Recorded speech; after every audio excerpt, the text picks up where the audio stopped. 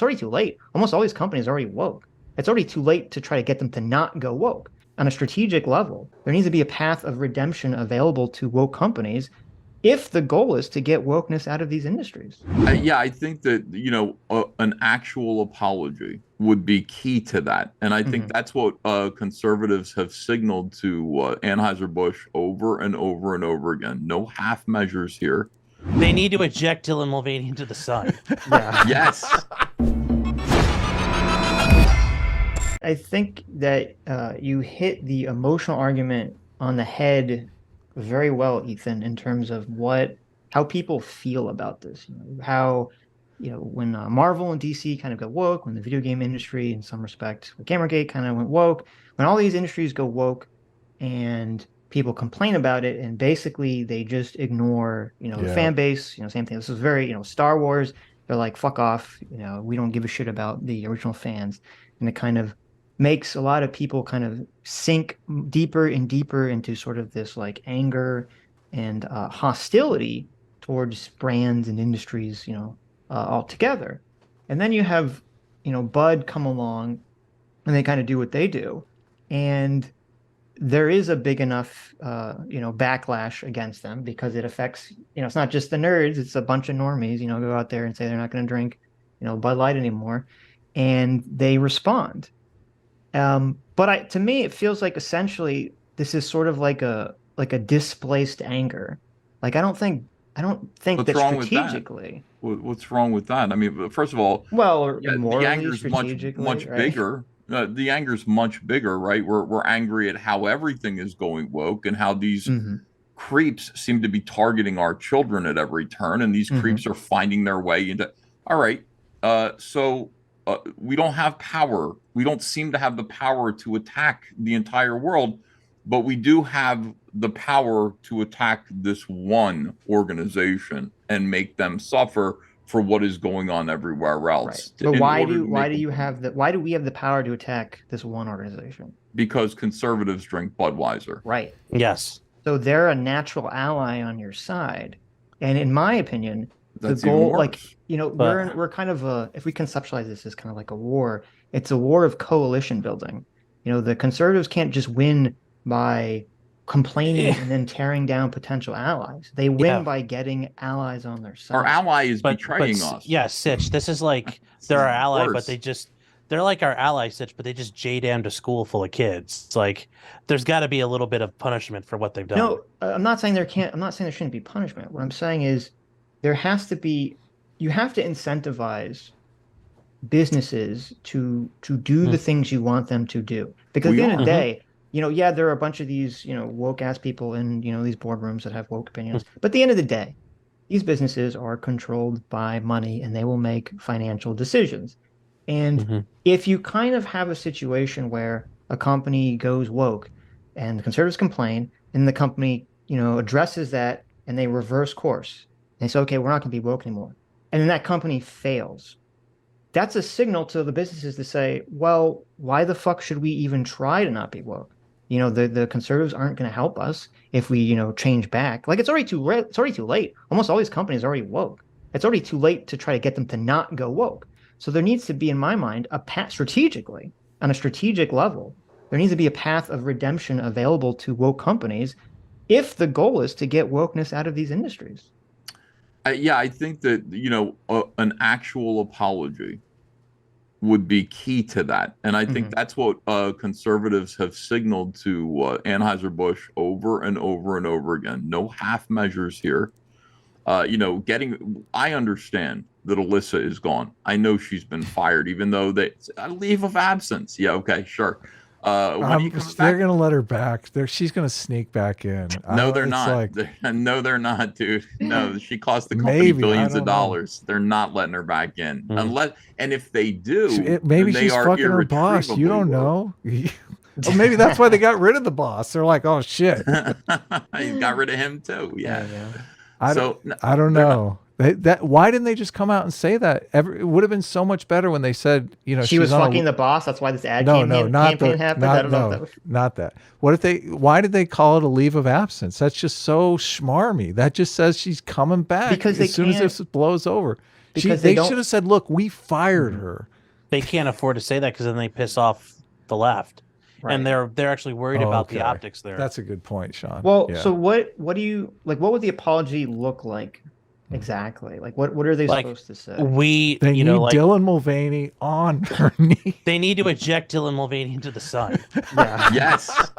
No, well, but I'm just saying they basically need to do the equivalent of that. Like, look, we really fucked this up. We should have been doing this. Our job's to sell beer, not to sell some gay guy wearing a woman's skin suit. Like, our job's to sell beer. You drink beer. They have the formula down, but they don't. I mean, you get Kid Rock. You do you go back to that.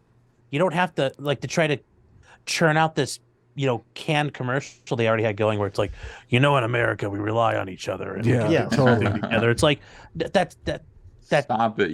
Just apologize. I don't even know what it would sound like, Adam, but we'll know it. We'll recognize it as an apology when the apology happens. Just saying we're sorry, we really fucked up with that alone. Well, I feel like this is a far more complicated situation because they can't just come out and say, we're sorry that we had a trans / maybe gay person in drag, on an ad. Like, they can't just say that because then it's like, well, what's wrong with having a trans or gay person? We insulted our audience. Yes. We insulted you. Our ad campaign suggested that you, our loyal customers, were not important to us. And we want to make it clear to you that we took a bad misstep. And you are important to us. You are the heart and soul of our business, and we humbly apologize for the insult that we paid to you through this misguided ad campaign. The podcast follow-up, I think, was even worse from the VP. Like, I wonder if this would have gone as far as it has if it wasn't for that podcast where she basically just denigrated I'm surprised the drinkers. I'm surprised when whatever they did with her, they didn't tell her you have to keep your trap shut. Yeah. Which when she said all that stuff, she didn't realize she was in trouble yet. No, it happened 2 weeks. right. It happened 2 weeks before the Dylan thing. Oh, happened. I thought she's given an interview since then, but okay. No. She's kept her trap shut since then. Obviously. No, but that's probably why she's on paid leave. They're like, we got to keep this lady from talking. She's going to kill us. I think they could say sort of the whole, we should have listened. We need to listen to our customer base, and we definitely messed up and all that stuff. They should say there are two genders. Men in wigs are not women. They are men in wigs. They cannot say that. They're going to kiss their whole non-binary audience goodbye, Ethan. Yes. Yeah, I know, yes, right? For that half a case of beer every year. Well, no, it's not. That's not the. If they come out and say the Dylan Mulvaney is a man in a dress and trans in the kids, and they literally can't say that. They'll get annihilated by the mainstream. Who? Of course they would. By the mainstream. Look, if they're going to go under anyway, they should at least try it just to see what happens. That'd be hilarious. Go for the high score. Yeah, piss everyone off. I mean, I know it's a different situation, but we even saw, with Twitter, how much power these people have where they can just force all these other companies to basically blackball you and destroy you. If Bud came out with some statement that was very, perceived as anti-trans or anti-gay, it's like, Joe Biden's gonna be like, the government's gonna make sure that we're, cracking down on Budweiser. It's gonna be like this whole massive shitstorm for them, and it just, to me, it doesn't seem feasible or realistic that they would do something that extreme. I think they can apologize without, coming out against trans. They just had a twink. Ethan, we have I mean, what do you mean they can't do something that extreme? They've done something that extreme. Ethan, I think our positions are very divergent here, so I just want to make that clear. Like, I accept that there are trans people in the world, and I think there are some very nice trans people. They suffer from a thing called gender dysphoria, and in order to get over it, they transition into the opposite sex from when they are. When I'm talking smack about Dylan Mulvaney, it's because I'm skeptical that they actually are transgender or that they have gender dysphoria. The talk that we had about everyone wanting to be famous, I think fits the Dylan Mulvaney case just a little too accurately here. It seems like someone wanted attention, and in our modern era, this is the time, this is the way to get attention. So I feel like there's a little grifter thing that I'm more offended by than the trans thing. So I'm offended by the I'm offended by the campaign to constantly promote gender dysphoria, right. But as if though Blair White came out, look, transitioning if were Blair, the solution to problems, with children who are tomboys, who have a little bit of confusion in their younger years. We're seeing like the craziest reactions from parents who seem to actually be hoping their kids are trans. The idea that there are trans kids that need to be protected. The idea that there are children who could choose to be or let you know that they are transgendered children. yeah, no, I'm Is not in favor of dangerous. kids. Look, I'm not in favor of And kids that's what this is all transitioning. about. I That's what think it there seems to be. I think there could be a social contagion aspect, so I completely agree with you on those terms. But I think like if Bud Light did a campaign, well, I don't know how that would go. Like if it was Blair White instead of Dylan Mulvaney, like I'm really curious how that would play out because Blair White is like an outspoken conservative. She looks like a conventionally attractive woman. She doesn't look like a guy in a dress with, I mean, Dylan Mulvaney, I mean, he must shave like 3 times a day. I just like Blair White would be an interesting. What does transgenderism have to do with drinking beer? Nothing. Nothing. But I'm Yeah. just And why saying. are we even talking about it? Like, why is this something What's that Bud Light it's an interesting read topic. into? Well, I mean, I know that. I'm just saying, but why are we sitting there working out the proper transgendered There wouldn't be. It spokesperson would be for Well, Bud they- Light? right. They have this idea. They're like, listen, I wouldn't be surprised if they sat down in the meeting and they were like, listen, we've got a huge social contagion going on. 40% of our kids today, our future Bud Light drinkers, are non-binary and trans. No. So okay, so wait. We wait. need to reach these people. These are the drinkers of tomorrow. How are we going to do it? This is what happened. Okay, Bud Light, their market share, I believe, was going down and Right. has been going down for quite some time. I think I'm not 100%, but I think Bud Light's primary drinkers are women, I believe. And What? they said, Really? I think so. And they said, and they're sort of saying, how do we get more, how do we get more young people to drink our our piss water Bud swill. Light? Yeah. How do they get more people? And they're like, well, these kids, you know what they like? They like the TikToks, right? We got to get some TikTok person to be, on our beers. Hire some new VP of advertising who knows about the TikToks. And they hire some woke VP who says, oh, all the TikTok kids, they like Dylan Mulvaney. And so that's how that comes to be. Like, I don't think they were sitting around thinking about social contingent when this, ad campaign came to pass. My No, that's what narrative we're is talking funnier. about now. Yeah. Right, that's what No, we're- but I think you're exactly right, Stitch. I think that, or Sitch, I'm sorry. I think that's exactly how this happened was, just as you described, that's how SJWs get in. Yes. And then they just fill your organization with more people like them. Yep. So, I think that probably the execs or the higher ups are flabbergasted by all of this. They got took. Yeah. They're caught completely unawares, but the question is, it's like this isn't appropriate. This isn't appropriate. This agenda isn't appropriate, and I see it everywhere, and I'm sick of it. I'm just tired of it. I think Americans are tired of it, and they want to be able to put their foot down somewhere, and this is where they're going to put it down. okay. Hell yeah. Well, listen, I believe in. I guess I'm a cold, heartless Vulcan here, just like trying to think of the strategy, not the feelings of the people. Like how they're supposed to appease America. I don't know. I don't think it's going to be very hard. I think there is language that can be used that makes it all about how the customer was mistreated, insulted, neglected, because that's all true. And then if somebody wants to read between the lines and say, oh, they're saying, well, maybe we shouldn't have, What if Well, they I paid think- Kid Rock to come out as trans? How about There that? you go. No, I think they could say that Yes. the customer was wronged by the statements the VP made afterwards. I don't know if they could say that just having Dylan Mulvaney is an insult to their consumer base on its face.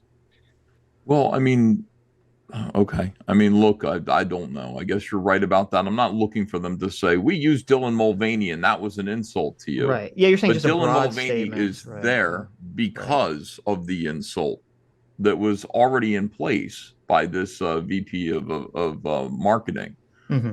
who basically said, we don't like our current customers and we need the customers of the future. And apparently the customers of the future are all non-binary. It's very strange, man. This is the stress. I really feel like this is the stress that American people live with almost every single day. This is Hmm. what's put in front of their faces in 2023 constantly. And it's terrifying because most of us, most normal Americans have kids. We have families.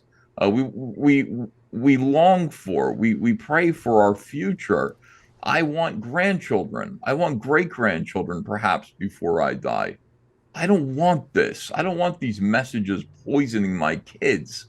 And I Right. see it constantly. This idea that, like, you're feeling a little troubled, you're a little depressed, you're not sure who you are, join the club. That's every 12, 13, and 14-year-old. You grow out of it.